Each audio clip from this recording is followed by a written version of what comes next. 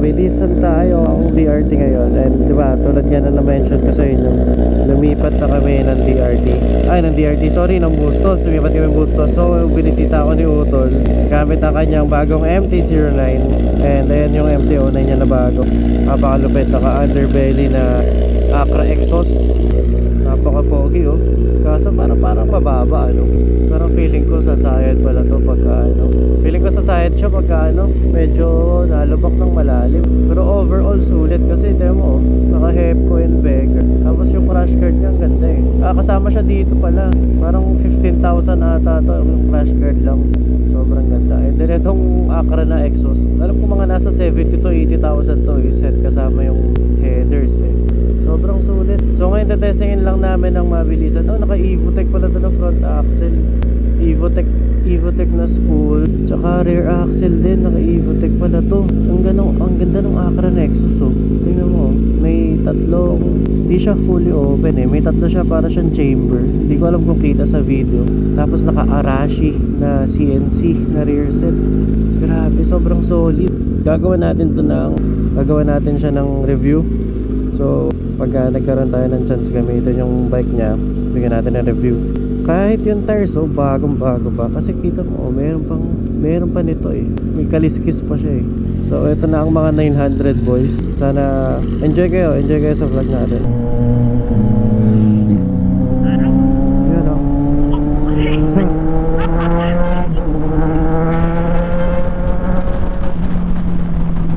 So ayun oh, good morning ulit sa inyo. Ayan si Utol. Ayan to kanyang bagong MT-09 na wala pa ring plaka. Napakaganda ng kulay ng mags. Napaka-premium ng tunog. Parang nabibigyan talaga ng hustisya yung presyo ng muffler. Isipin mo, magkano yung tambucho na yan? Para ka nang bumili ng isang Mio. Tapos sobrang loaded pa. Grabe, sobrang sulit sa specs. Ang premium ng tunog oh. Hindi mo talaga akalaing mura yung tambucho. Sa tunog pa lang niya. Kamusta naman kaya yung angkas niya? So, papunta tayo ngayon ng Amadoras Cafe. Doon tayo lagi pupunta pagka nagpe-breakfast ride tayo sa DRT. Sobrang good dyan. Masarap din kasi, tsaka ano, hindi rin ganun mahal yung presyo. Dami yung buhangin. Medyo nakakatakot gumalaw dito. Grabe, nung naka-TRK to, napakahirap din niyang habulin. Paano pa kayo naka-MT-09 putik? Mas lalo na di makikita to sa kalsada. Galing na rin na driver eh. Alam niyo ba na ngayon lang halos siya na natuto lang siya mag-manual sa motor nung nagkaroon na Benelli TRK. And last year lang yun. Pero napakabilis na ng improvement ko sa ano eh, sa bangkingan eh. Mabilis din mag-react sa mga sitwasyon na delikado.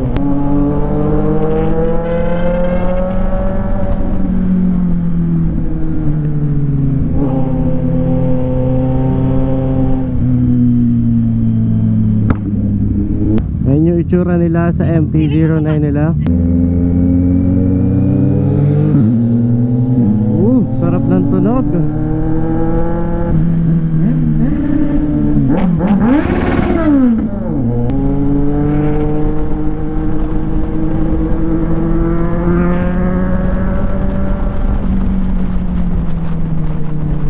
So hindi mo na masyado makapagsalita kasi nga medyo fast pacing. And ang hirap sabay ang kwento sa paghabol dito sa isang to.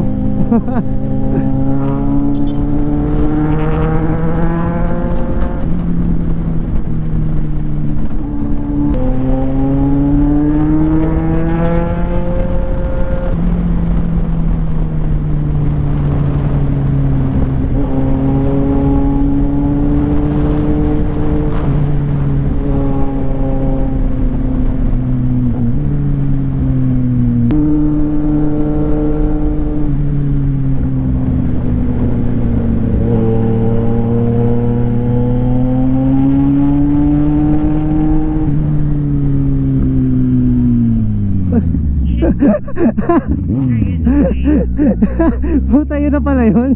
Kaya pala preno rin siya eh. Overshoot eh.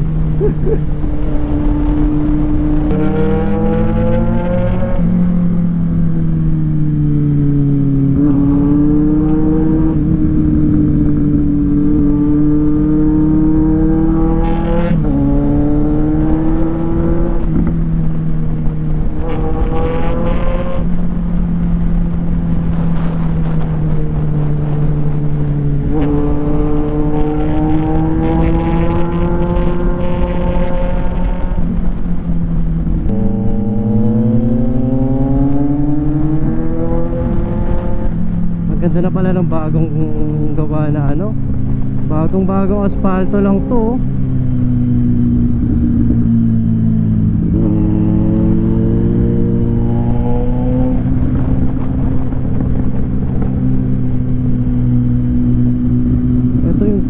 Ito yung ginagawa nung nakaraan pala na asfalto, natapos na.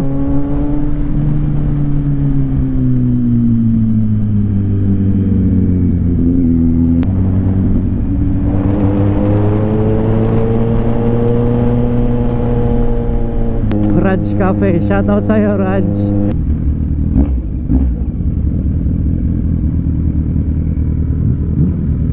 So andito na tayo sa Amadoros Cafe. Dalawa lang kami for today. Biglaan lang kasi nag-aya yung mga OBR namin, and nagulat kami, nag-set na lang sila biglaan ng lakad. Tapos wala nang may nagawa, sabi ko sige. Bigla na lang kasi sila nag-set. Tapos sabi nila may lakad tayo sa Saturday, pupunta tayo ng Amadoros Cafe. Pag DDRT, magbe-breakfast ride tayo. Ganun din ba yung mga OBR nyo?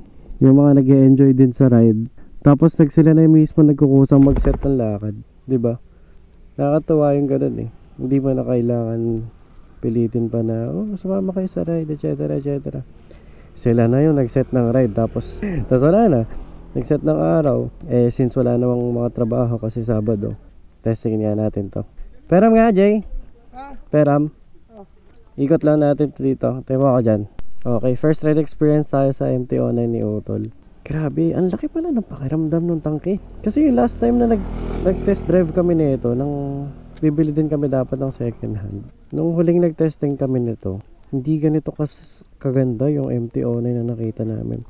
Medyo parang laspag na yung nakita namin. Pero ito, grabe. Sobrang alaga nung may-ari eh. Oh. Parang bago. Bagong-bago. Naka-dampener na siya na mattress. Tapos may flange pa. Lalagyan mo na lang yung bag mo. Sulit, diba?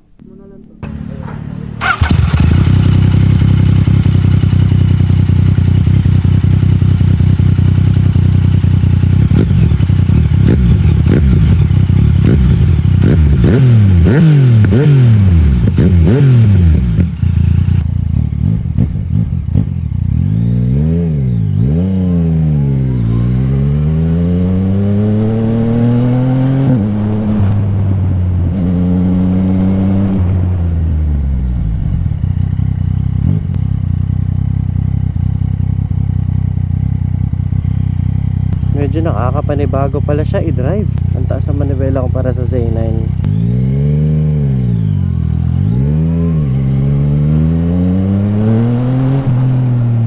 Sa torque niya, parang dikit kay Z9. Hindi naman pala sila nagkakalayo ng torque. Hindi lang talaga siya friendly beginner. Kasi nga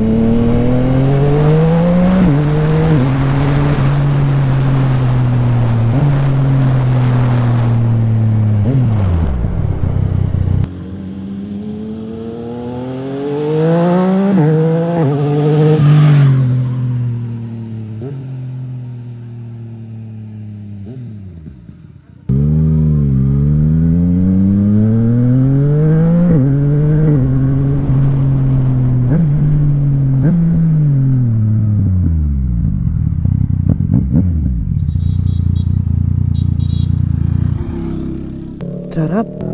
Ang pino ng takbo niya, no? Walang vibrate masyado.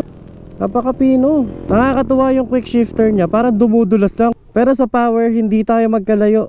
Sobrang dikit lang talaga ng power nila. Siguro nga, hindi siya beginner friendly. Gawa nga ng hindi kaya i-handle ng etong dalawa. Hindi kaya i-handle ng beginner yung torque niyan. Oo. Magugulat talaga.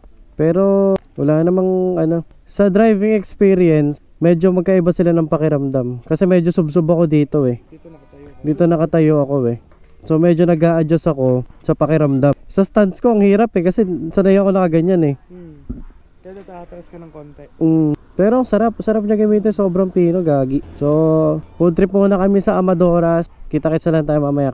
Picturean lang natin itong mga to. Feeling ko magandang to oh. Saktong sakto.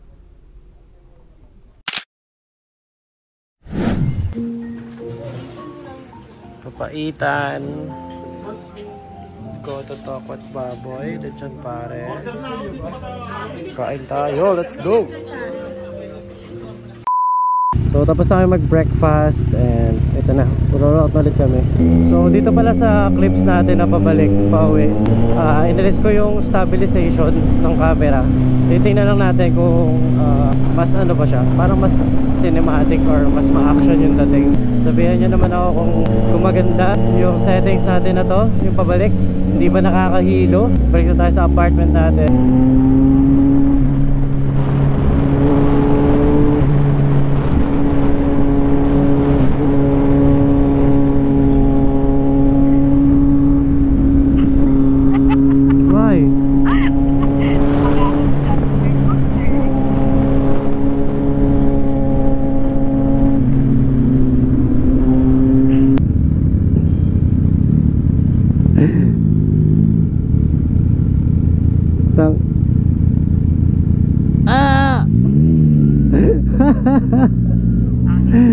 Sumasay itong pucho. May pinong-problema. Siya motor.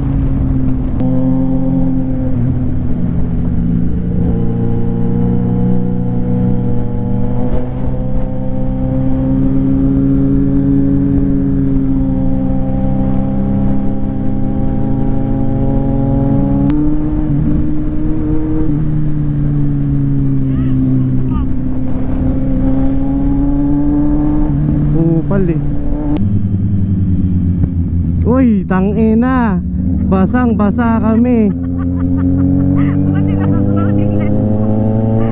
Basang basa.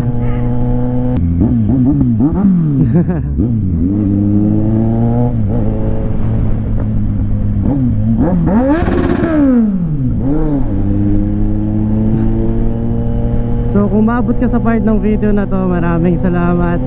Dito na natin tatapusin ang ating vlog. At masyado na siguradong mahaba to. Sana nag-enjoy kayo sa fast ride natin ni Utol. And abangan nyo dyan yung video namin sa Bicol, kasi magbi-Bicol kami sa katapusan ng October. So abangan nyo yan.